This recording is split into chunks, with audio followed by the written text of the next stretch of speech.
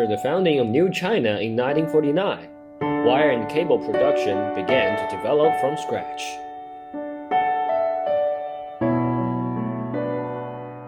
Since the 1960s, a great deal of work has been carried out in the production of conductors and in scientific research. Aluminium electrical conductors were produced. The resistivity of aluminium wire has been reduced from 0.0290 ohms square millimeters per meter to the international level of 0.028264 ohm square millimeters per meter.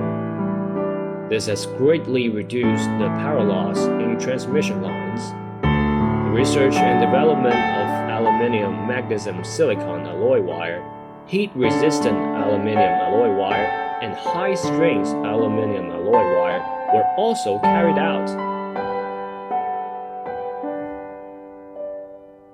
In 1964, China produced 66 kilovolts oil-filled cables and put them into operation at the second power plant in Dalian.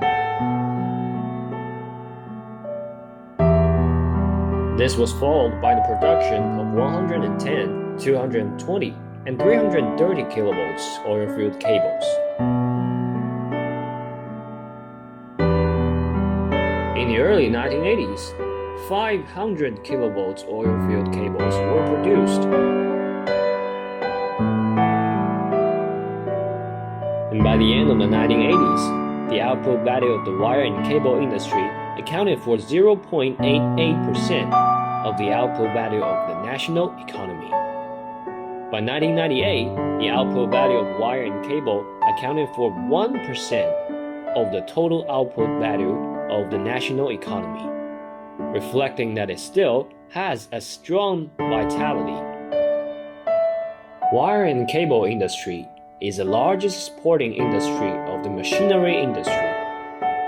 Output value after the automobile, the second largest output value of the machinery industry.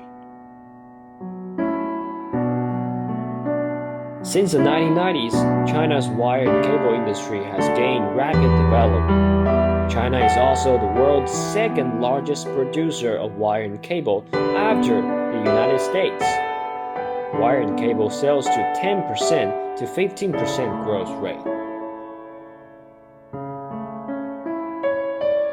With changes in the external environment and the impact of internal competition, the world wire and cable industry has entered a pattern of monopolistic competition between several giants. Nexans, the world's leading cable manufacturer, has announced the opening of a new 2,200 euro Nexans cable company in April, marking the start of production of the world's most advanced wire and cable in China. Wire and cable is defined as a broad category of electrical products used for the transmission of electricity, the transfer of information, and conversion of electromagnetic energy. Wire and cable is the transmission of electrical energy, the transmission of information, and the manufacture of various motors. Electrical appliances, instruments, indispensable basic equipment. Is the electrification information society necessary for the basic products? Most industries in the national economy are related to wire and cable. Therefore, wire and cable is also referred to as the national economy's blood vessels and nerves. In modern society, there are people living in places, as well as all the economic activities of the occasion, are inseparable from the application of electricity and electromagnetic waves. The occurrence, transmission, and application of electricity and electromagnetic waves must use wire and cable as a connection, transmission of components.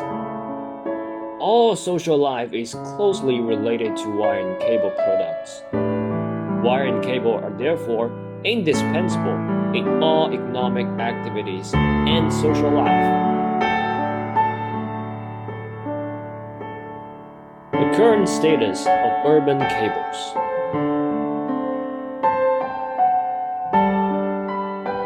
Cables play an important role in the operation of the city, as an important tool for the transmission of electricity and information. It has become an essential part of human life and production. These various cables erected in the air or through the branches of trees, it is a sort of slow life narrative. In Nanjing City, apart from the main roads, other secondary roads, the cables erected in the air are particularly dense. Broadband cables and wires are tangled together in a haphazard manner. It is like a black barrier. When you look up, these wires weave in and out of corners. They form a vague barrier to life. In the streets, there are even more tangled wires. They are used as drying racks, where some residents hang their freshly washed clothes to dry. It was used as a tool for drying clothes. A survey of the surrounding cities, centered on Nanjing, revealed that these overhang cables are no longer a narrative of the slow life of the city, but rather a threat to our safety as we walk along the road with these cables hanging above our heads. They are all hung haphazardly from trees, corners, and roofs.